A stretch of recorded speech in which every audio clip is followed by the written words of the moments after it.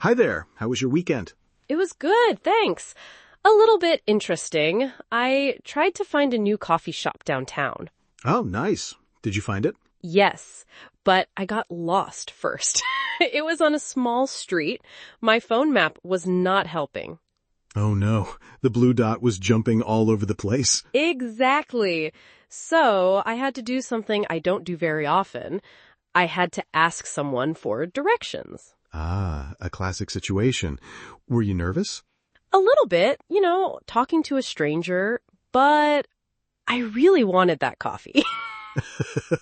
Coffee is a great reason to be brave. So what did you say? How did you start? Well, I saw a woman walking, so I said, "Excuse me." That's the magic phrase. Always start with, excuse me. Yes. And then I said, "Could you help me, please? I'm looking for the Sunny Day Cafe."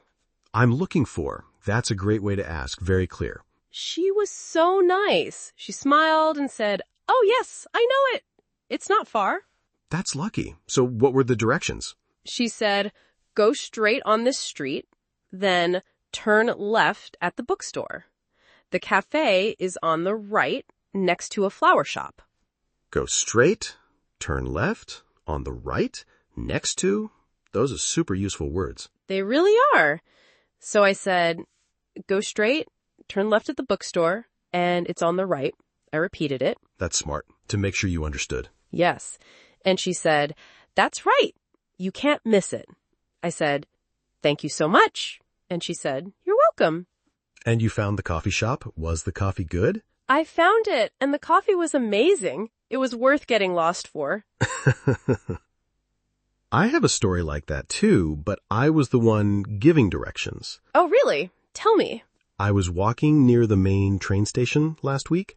A man stopped me. He looked like a tourist. What did he say? Did he use the magic phrase? He did. He said, "Excuse me, sir. Sorry to bother you." Very polite. Yes. Then he said, "Where is the city museum?" He spoke very slowly and clearly. That helps a lot. So, did you know where it was? I did. It's pretty famous. I said, "Oh, sure. It's about a 10-minute walk from here." Okay, and what directions did you give him? I tried to keep it simple. I said, "Walk down this street for 2 blocks. You will see a big bank on the corner." Okay, using a landmark like a big bank is a great idea. Right. Then I said, "At the bank, turn right, walk for 1 more block. The museum is on your left. It's a very big old building." Perfect. Simple and easy to follow. He also repeated the directions. He said, "So down this street, 2 blocks, turn right at the bank, and it's on my left." It's a good habit for both people, the one asking and the one answering. Exactly. I said, "Yes, you got it." He was so happy. He said, "Thank you for your help." It feels good to help someone, doesn't it? It really does. But sometimes people ask me for directions and I don't know the answer. Oh, that happens to me too. It feels a little bad when you can't help. What do you say then? I just say, "Oh, I'm sorry, I don't know." Or if I'm really not from that area, I say, "Sorry, I'm not from around here." I'm not from around here. That's a very useful phrase. It's honest and polite. And it's true. Sometimes I am in a different part of the city. I sometimes try to help even if I don't know. I'll say, "I'm not sure, but maybe you can ask in that shop over there." That's a great suggestion. Point them to a place where someone might know. Right. Or sometimes I take out my phone. I say, "I don't know, but let's check my map." You are very helpful. I try. It's not a good feeling to be lost. That's for sure. So let's think about the important words and phrases we talked about. Okay.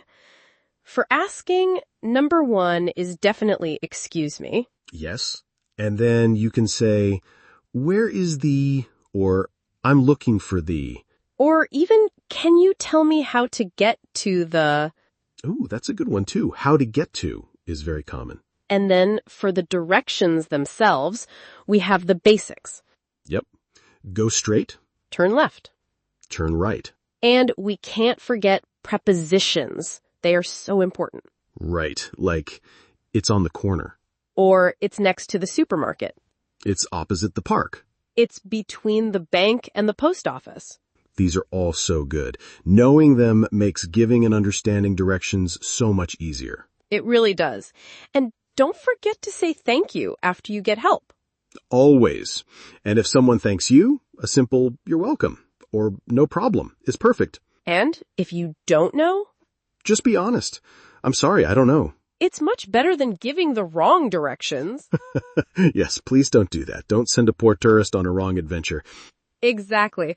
So asking for directions is a really useful skill. Even with our phones, we sometimes need to ask a real person. Totally. And most people are happy to help. It's a nice way to connect with people for a moment. I agree. My coffee shop adventure ended well because a kind person helped me. Well, it seems like we covered a lot today. From getting lost to helping others find their way. We did. It's all about a few simple phrases and being polite. It's not so scary after all. Not at all. Hopefully our chat today helps anyone who might feel a little nervous about asking for directions in English. I hope so too. The key is just to try. That's the most important part. Well, that's all the time we have for today. Thank you all for listening and spending this time with us. We hope you enjoyed our conversation. Join us again next time for more chat. Bye for now. Bye.